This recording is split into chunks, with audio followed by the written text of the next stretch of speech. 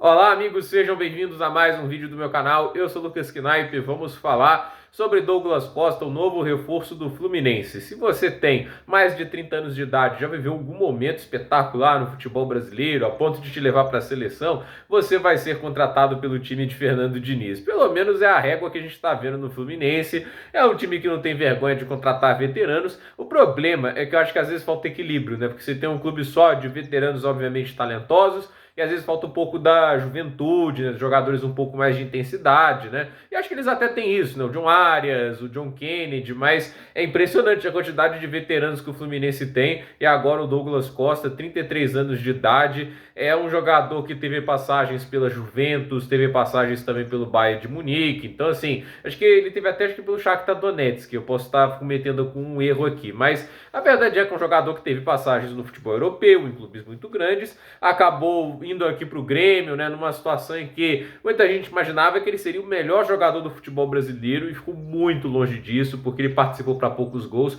o que era uma coisa que eu não achei nada assim surpreendente, né, porque ele nunca foi um grande artilheiro lá no futebol europeu, né, ele é um jogador que contribuía de formas diferentes, né, da mesma maneira que o De La Cruz nunca foi um grande goleador lá na Argentina, isso não quer dizer que o cara não vai contribuir de formas diferentes, né, existe aquele famoso impacto silencioso, a gente faz até piada com isso, mas ele existe, né?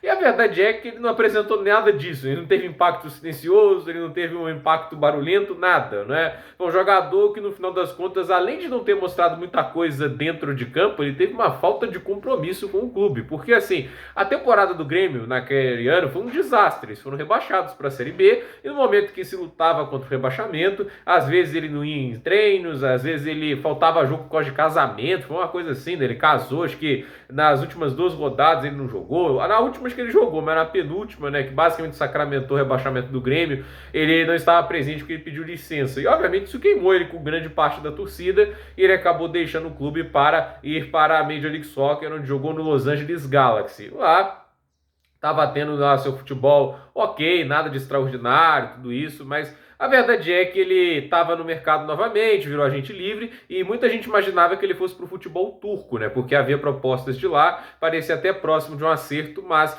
pelo visto, o Fluminense atravessou a negociação, deve ter oferecido termos melhores, porque ele não estava assinando com um clube turco de primeira prateleira, era aqueles clubes mais medianos, e obviamente, dentro do futebol turco, são poucos times que podem competir financeiramente com os que estão aqui. No máximo ali, Galatasaray e o Fenerbahçe, e talvez o Trabzonspor e o Beşiktaş, porque esses são um pouco mais tradicionais, né? Mas a torcida turca mais engajada, né, que ela seja, a gente sabe que é um campeonato mais secundário ali dentre os europeus e obviamente a estrutura financeira não está nem comparada a uma Premier League, La Liga, então dá até para o Brasileirão competir. E assim, o Fluminense é o atual campeão da Libertadores, isso pode acabar atraindo ele de alguma maneira, trabalhar com o Fernando Diniz, que goste dele ou não, queira ou não, ele fez uma reputação positiva e os jogadores gostam de trabalhar com ele, deve ser um cara bacana de lidar, pelo menos é o que tudo indica. Então, a verdade é que o Douglas Costa vai para o Fluminense e é uma transferência, como a gente diz,